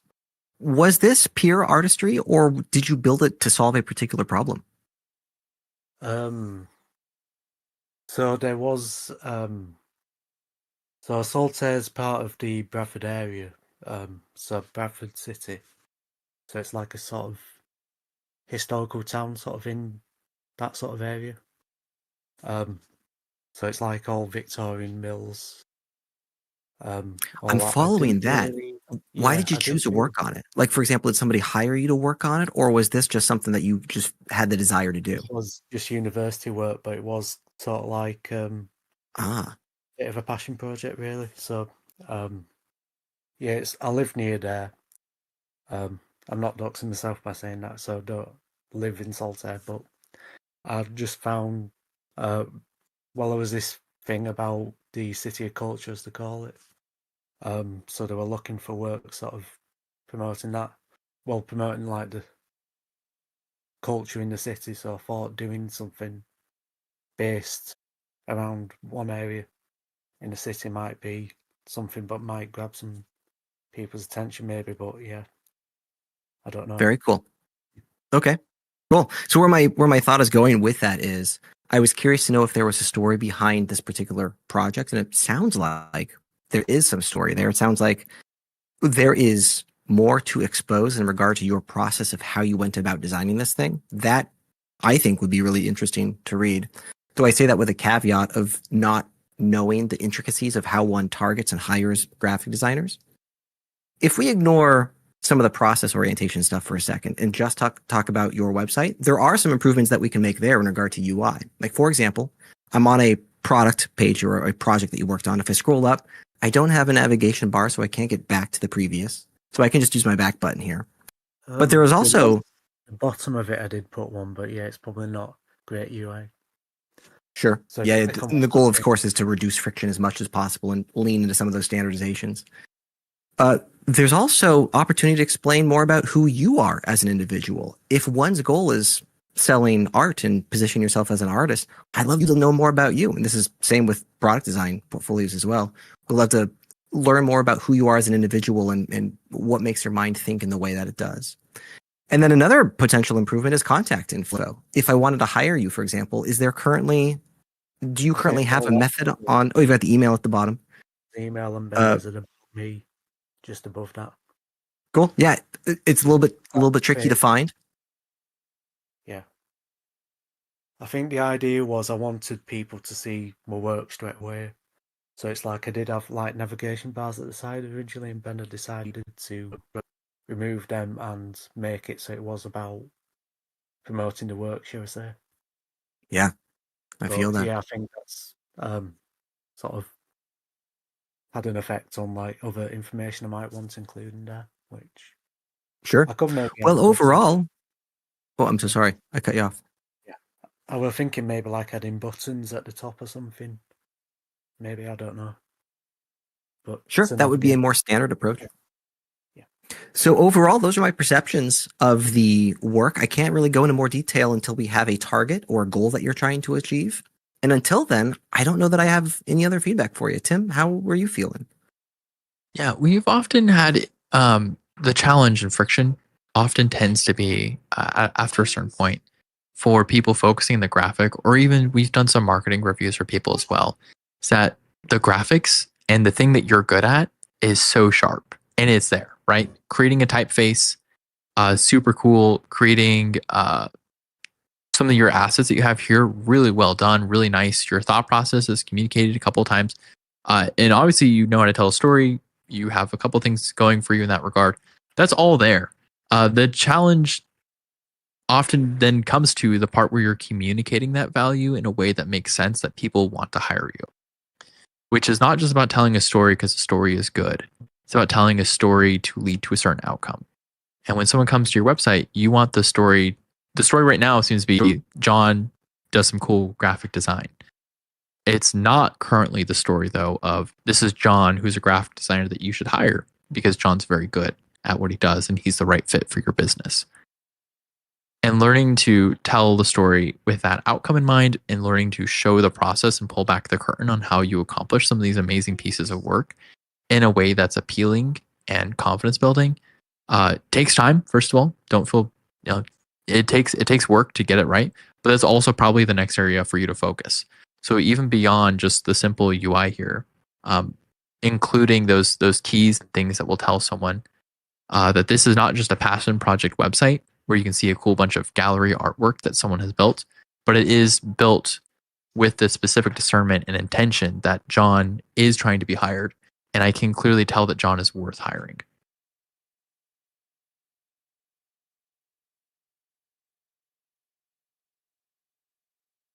Yeah. How do you feel about that?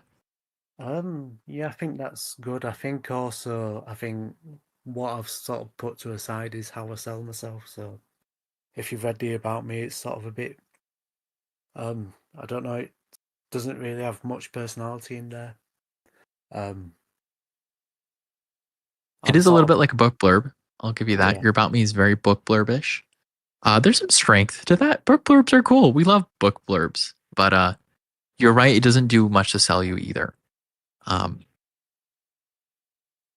Yeah, I think what you said about the person, I think one of the people before me, they had like one of their hobbies on their website. I think I've got probably other hobbies I could mention, like photography and been doing 3D print work as well.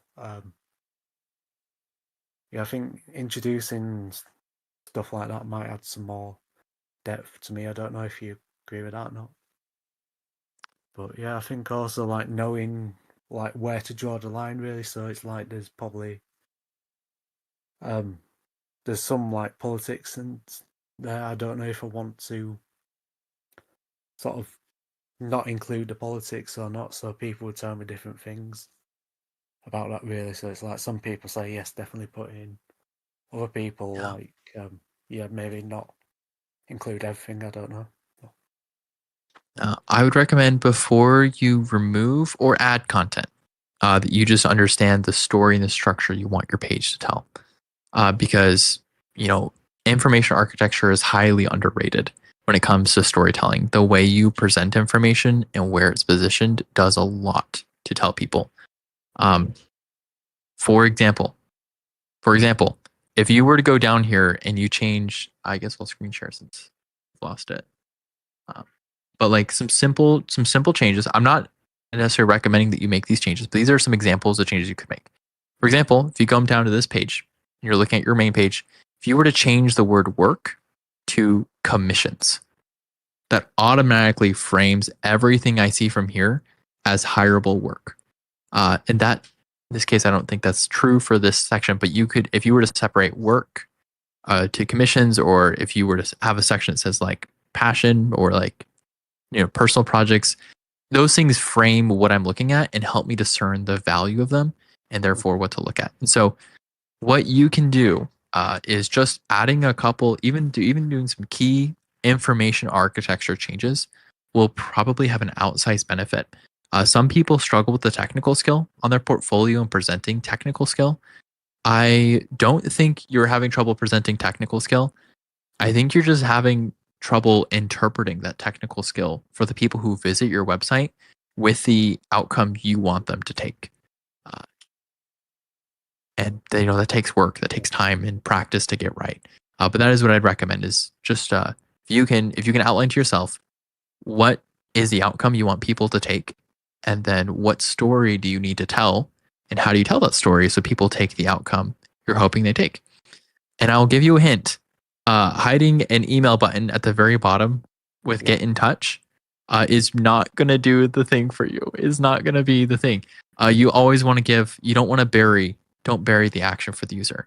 If you would like to be hired, you should say, somewhere on this page, like hire John, something like that, where it's very clear, or like a resume, something that very clearly indicates that you're available.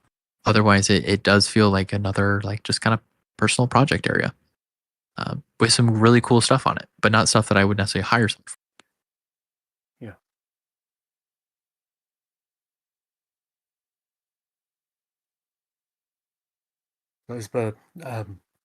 Yeah, that's really helpful, and I'll rewatch it and take notes, definitely, like what we've talked about here.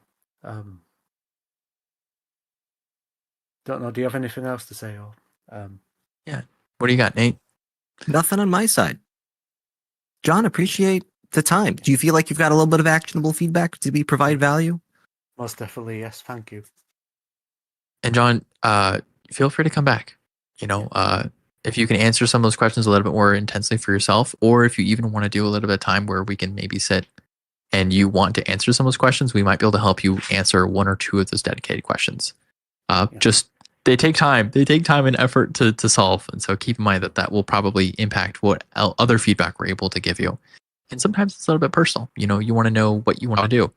But say John is someone who wants to work for very noble, like good causes, understanding what makes people who work at those companies hireable, and saying, well, how can I bring those story pieces in there, and like what is appealing about the people who work at these companies, and kind of you can headhunt a little bit, and don't steal, but steal like an artist, right? So mimic a little bit, tell stories that have the same kind of general principles in them through your visual art, and direct people to a place.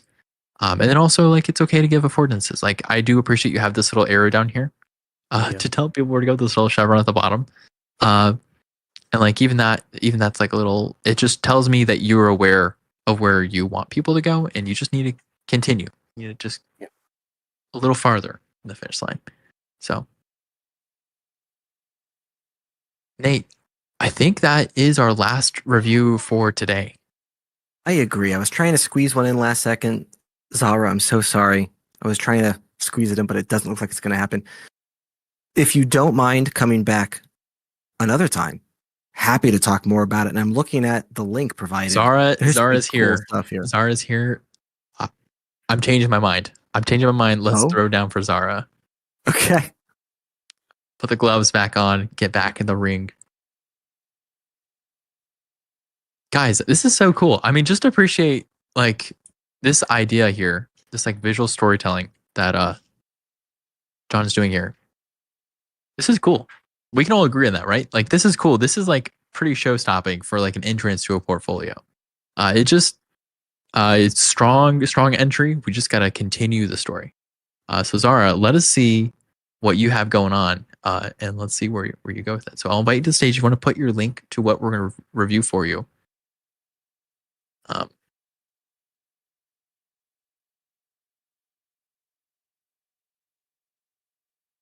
Oh yeah, 100%. 100%. Zahra, come on to the stage and drop us a link for your work so we can review it for you. I do have a page open, but I'm not confident I have the right link. I think Zahra posted two things. I've given up on going through the chat. I'm trying to scroll way back up to find it. Thank you. Yeah, this is the one I have. This is cool. Okay, Zahra, give us a small introduction to who you are, what you do, and what you're hoping to accomplish with your website.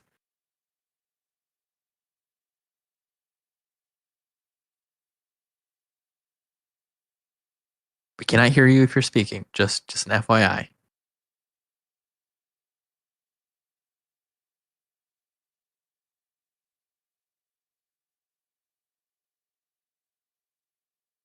Unless Nate Looks can like hear a- you. I don't know. This- Just checking. Okay. We're just having a cool moment of silence. We're enjoying the vibe of Zahra's website.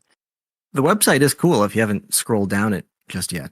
I was trying not to No get spoiler. I wasn't trying to spoil. I want to know who I'm going to first.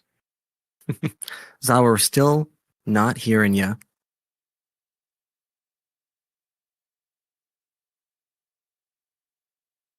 Yeah. You might be on Discord mute. Maybe you're like me and you're like running through the house right now. You're opening all the cupboards. You're like, my microphone. Is it by the plates? Is it by the cups? Is it by the forks? Is it by... And then you have like, oh, it's in my tech closet. And you go to your linen closet, which has a box in it that has some tech goods in it. And you're going through it and you're like, wait, it's in my other tech box. And then you go into another bedroom that has a shelf. And on top of the shelf, there's a big box. Inside that box are other boxes that have cases of old tech stuff and cords. And you're like looking through that. I don't know. Maybe this is happening. Maybe is this just me? Does anyone else have this experience of having too many stray tech good stuff in there? Like that's a thing. Maybe you're just exploring. Maybe you're just looking for your microphone. It's in one of those tech boxes. Your pants belt loop gets caught on like 4 things along the way for some reason. Hasn't happened in the past, but it's happening now. Or you realize that you've locked one of your closet doors that way your kids can't get into it, but you forgot where the key went. So you go over to the other closet to find the key for it, but the key's been misplaced because you were using it recently, and then you realize it's probably still in the bathroom because you had locked the bathroom and you had to unlock it. There could be so many things going on. I'm not going to discount anyone. Like, I see Zahra has muted and unmuted themselves, so chances are they're struggling with some audio difficulties. I'm looking at the clock, Tim. Anyway, it might be a good time to close it for the day, and we have 2 more on the list. I'm so sorry we're not going to get to you folks. I see Debana and Thinker on the list afterward. Zahra, I will give you my initial impressions. I'll give you 1 minute initial impressions. But just keep in mind, it may not be. Yes, Nate. No, I was saying that your 1 minute is called the quick Tim. The quick Tim. Okay. Here's our quick Tim. Our quick time Tim. Parentheses E. Okay. So it looks like we're on this website. We've got some stuff in here. I wonder if this is clickable or it's just things in here. Okay. We do have a copyright, so it feels very modern. We have a logo over here. One of the things I always check is we've got a title. Looks like it is indexable. It's from Framer. We like that. We like Framer. But let's see. Quite working. It's a one-pager. Let's see if we've got a schema. No schema. Do we have an open graph? We do have an open graph. Headings. Okay. We are missing some essential headings here. That's okay. It's okay. Let's look and see what we see. What do we see? UX driven focused digital creator. Okay. We have some projects. We have a lot of animations. Lots of animations. I'm also seeing a lot of good use of white space and intentional bringing up of content. And we're disrupting the grid. Everything seems to disrupt the grid. So here is what I would guess. I would guess this is someone who is building a portfolio to look senior or kind of in that director space because they're using a certain level of white space. They are trying to kind of emulate an aesthetic that they have found. However, they're using too many things at the same time. Too many interactions, and it ends up feeling a little bit lost and a little bit messy, to the point where like my cursor is a little bit weird. Fortunately, it doesn't seem they're scroll jacking, which is really good. That's a great sure sign. about that? I think they're Are right. they scroll jack? Is there scroll Right. jacking on this? It's a slight scroll jack. Okay, maybe there's a slight scroll jack and I have it overridden because I have an override plugin that I use to stop scroll jacking, which sometimes works, sometimes doesn't. I am seeing a lot of cool graphics here, but man, look at that. That's too much. Whatever's happening with the cursor here, this is too much happening. And I'm also generally not a fan of the dot cursors. You know, see that it kind of like strays a little bit. I understand that's like a cool thing to like be able to technically do. It's just not personally valuable for me. Also, the value of each of these items here, it ends up just feeling like noise and vibes. It's just vibes and noise, which is not enough to convert, although it does help establish. Your content down here for describing who you are is a little bit too hidden for me, a little bit too small. I don't have a reason to convert for clicking on any of these because there's not enough information for me to want to click on them. Although it sounds very cool in concept, it's just a little bit too small and kind of to the side for me to focus on. The attention is not really there. And then getting down here, I like this section feels so this section, it has a very nice feel on the eyes because of the way it loads in. It's got a nice little interaction. It kind of appears, start at the top. It appears nicely. We have intentional like timing. The timing I say is very well done, but the cursor is too crazy. And then this is also just really hard to read, which means that when you're explaining things like experience in front end with React.js, design, UX engineering, which is a huge, huge value point, just a little bit hidden. And then greatest strength is bridging design technology. This is you're like burying this information because it's too hard to read or to experience well. Even though your contrast is very, very well done, we're not afraid to go very tall with your headings here. And then you have this thing down here, which this feels suddenly so different in terms of vibe. Like, look how unrefined this section feels compared to like this. Sharp corners, lines, sketches, high levels of contrast. And then this feels very rounded, very kind of squishy. It feels like there's some dissonance here. And so for me, this kind of pops the bubble for sure. And then even look here, you're breaking the grid. So with the cool thing happening, we have someone who is using white space very effectively, someone who is using timing of animations very effectively, someone who is intentionally breaking the grid. And then we have all of that kind of falling apart by the time we get to the bottom. And I look forward to talking with Saba or Zahra, however we shall refer to he, her, or they, next time we get a chat with them, which will probably be next week since we're still having some microphone issues. And that will conclude our quick Tim. Can I do a quick name? And it's even briefer. Okay, do a quick one. Yeah. I'm taking a look at case study number 1. There's a couple of things I'm noticing. Rather than focusing on things that I would change, because we haven't talked about your goals, I don't want to talk about. I have no perception of what the objectives are. Therefore, I don't want to change things. What I do want to talk about are my perceptions going into this, and then you can validate if those perceptions are what you're trying to target. So, I'm looking at case study number 1, and there's a lot of cool content on here. As we scroll through this thing, we'll find that it's very output oriented. So my perception there being that because there isn't a whole lot of process dialogue, there's not a whole lot of mapping of how you broke down this problem into smaller pieces, you're currently positioning, at least this case study, is positioning you closer to that of a UI designer than it is UX or product design in its current state. If your goals are to align at the more UX level or even higher, which I think the description was originally intending, then I would love to see more process describing a particular workflow that you utilized. And then Tim, these blue images you're posting here, these appear, I think, at the bottom of every case study that's presented. So you're either still in the process of working on this portfolio, or you've got a gallery that's being presented at the bottom of each case study that is either unintentional or still needs to be figured out. That's the quick Nate. That's where I'm currently at. I'm actually wondering if this is a template that someone is using, and because of that, the disjoint between their ability to storytell and the template's preferred storytelling mechanics are different.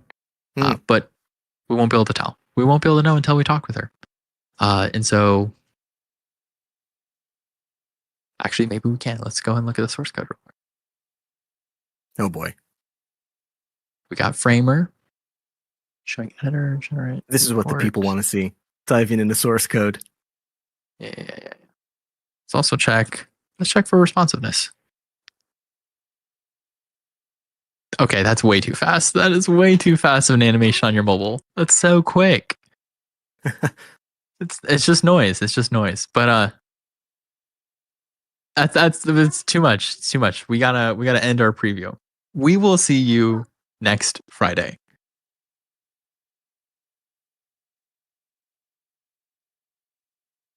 I'm so sorry you weren't able to get Mike working today.